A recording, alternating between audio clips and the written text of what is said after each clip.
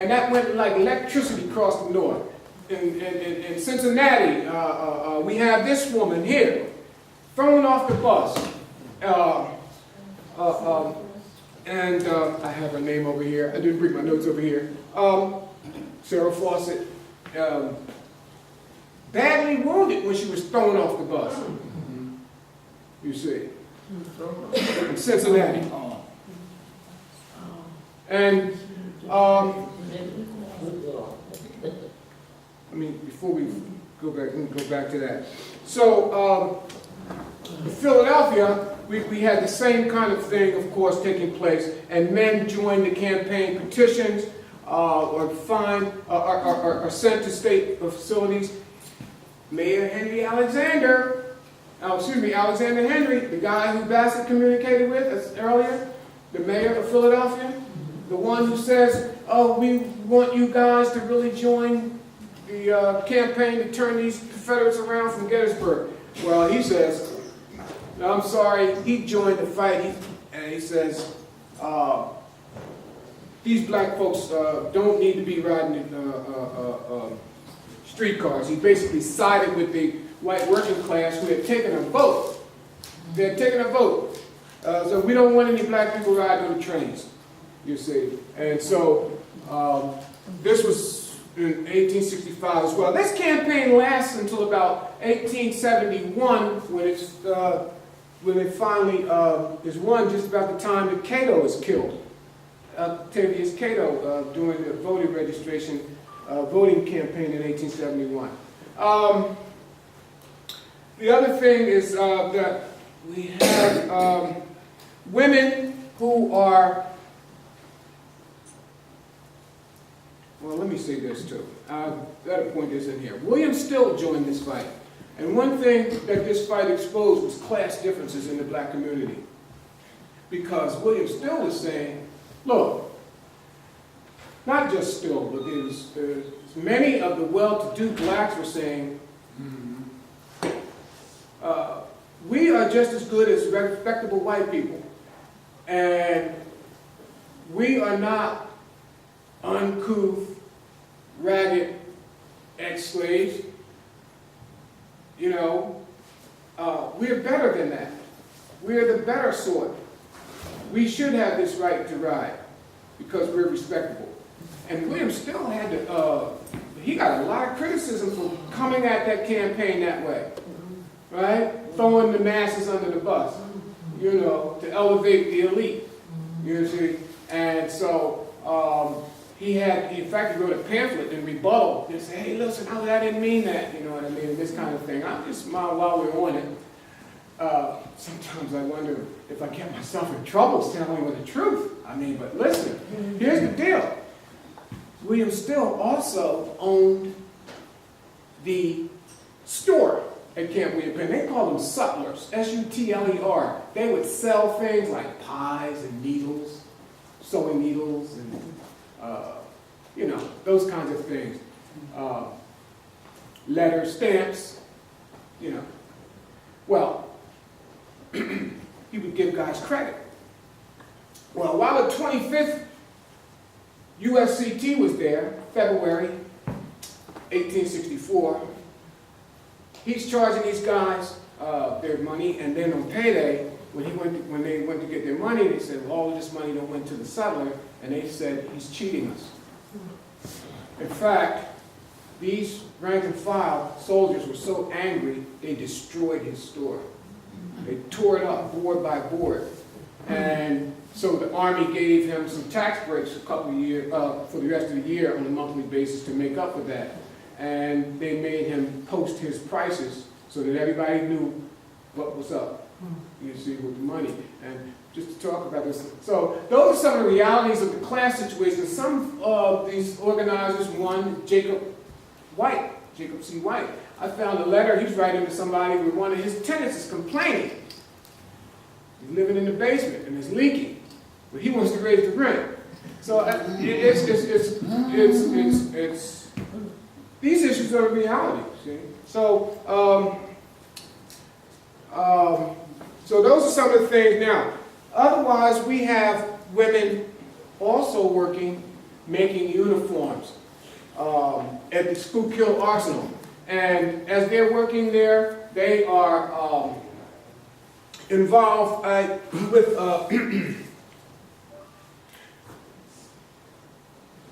actually having the opportunity to work there is one of the things. You see, because to work at the arsenal, you had to have somebody wounded or killed in battle, or in the military, in the war. And so there were complaints that only the Irish women were being given positions, and no black women were getting positions. And so we have one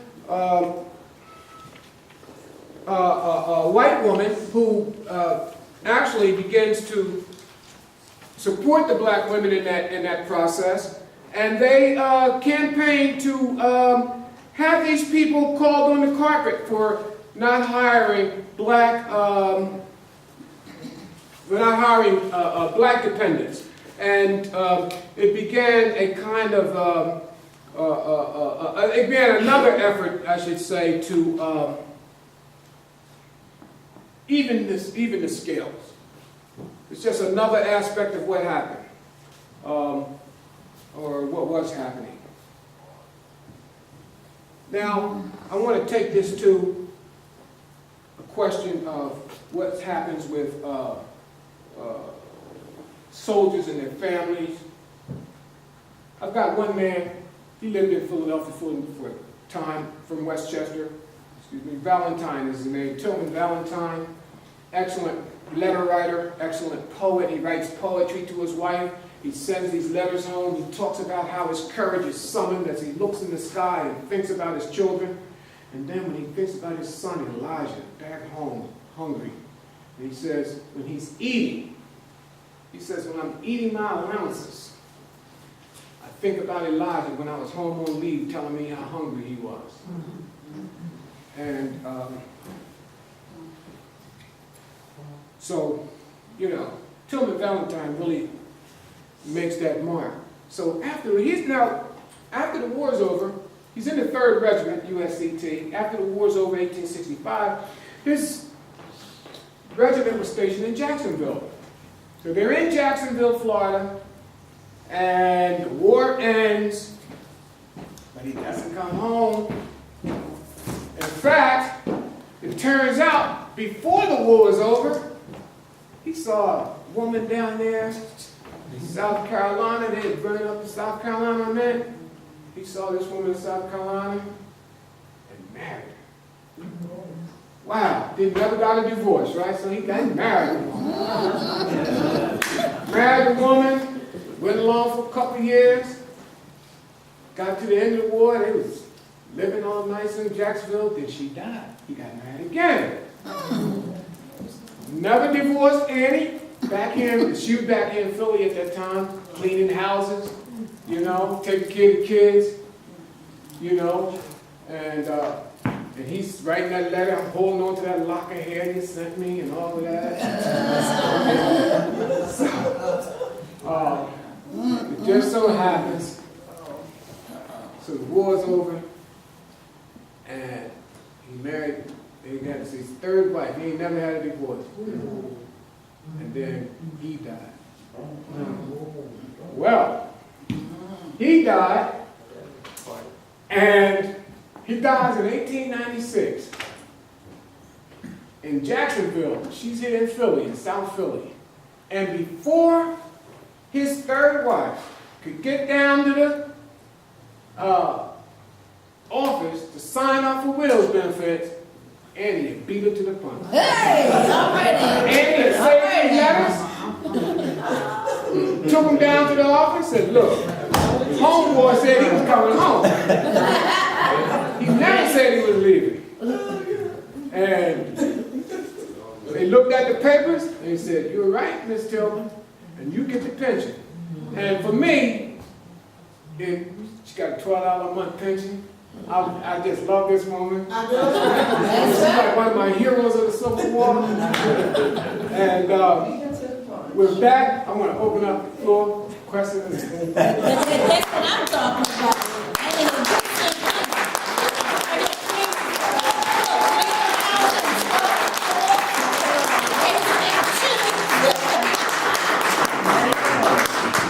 Yes, Yeah. Dr. Johnson, this young lady here has a picture. I'd like for her to show it to you.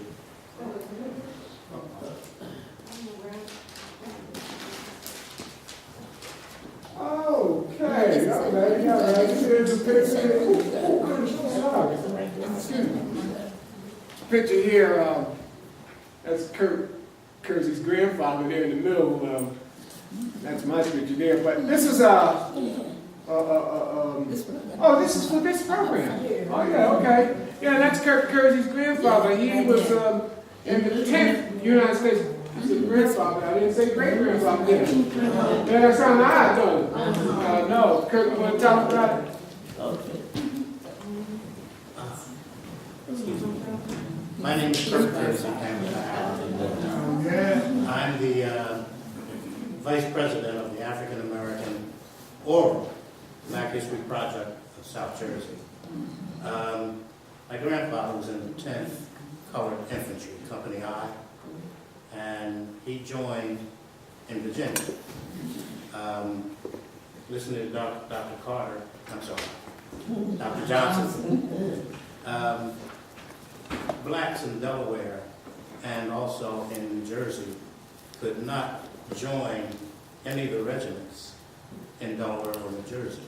They had to come to Philadelphia to join. We had 6 blacks to join in Philadelphia. They left with one of the regiments. All 6 came back. My grandfather joined in Virginia. He and his brother was in the 24th.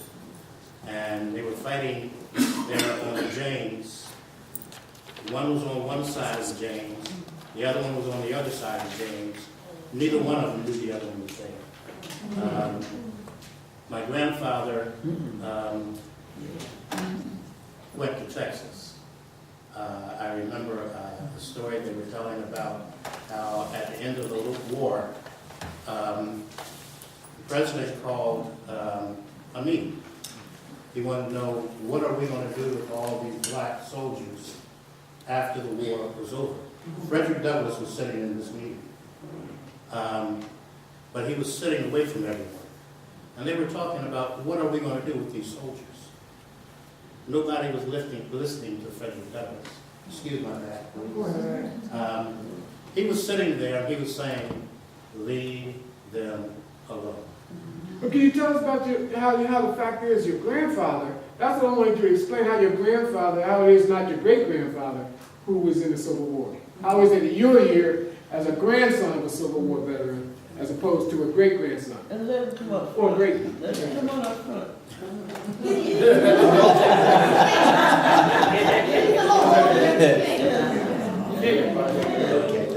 Getting right to the question and to the answer. My father was the baby in the family. And my father was born in 1890 in Jericho.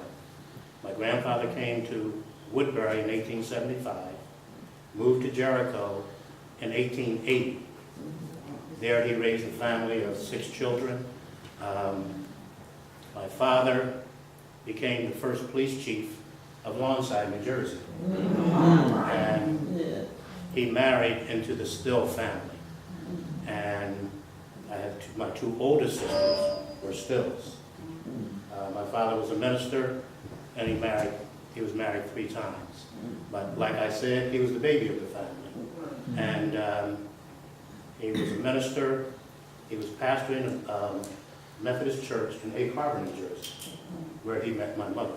One thing I wanted to say, Reverend Dickerson owned a large part of Woodbury, Bishop Dickerson of the Methodist Church. He not donated, a portion of his land, his farm, was given to the state of New Jersey as a training camp for soldiers. No blacks was in this training camp. And here, going back, can I tell a little history? Oh, come on, do my job.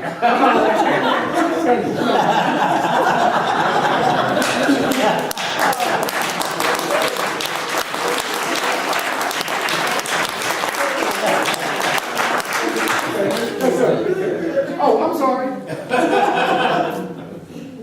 Yes, have a question. It's sort of pre-prepared. I knew when I Yes. was inviting you, I wanted to know, what, in your opinion, is the role of the church in preserving some of this history? Like you said, you went to a place, you saw the documents, you went back, they weren't there anymore. Our history is being held and managed by not us. Is there any role for the church? Has there been any? Have you been getting documents from the church? Some churches have better archives than other churches. I mean, Shiloh, we have Reverend Asher's diary. And of course at Mother Bethel, of course, you know, we have more records there. So one of the problems is we don't have a lot of records for the individual churches. And again, it depends on what church we're talking about. Most of our churches in this area are probably about 100 to 100, most of them. Of course, we have them 200 years old. We have them, you know, as well as 300. But most of them are around, they fit in around the time of the Great Migration. So that's why a lot of, for the past 20 years, and, you know, and now we have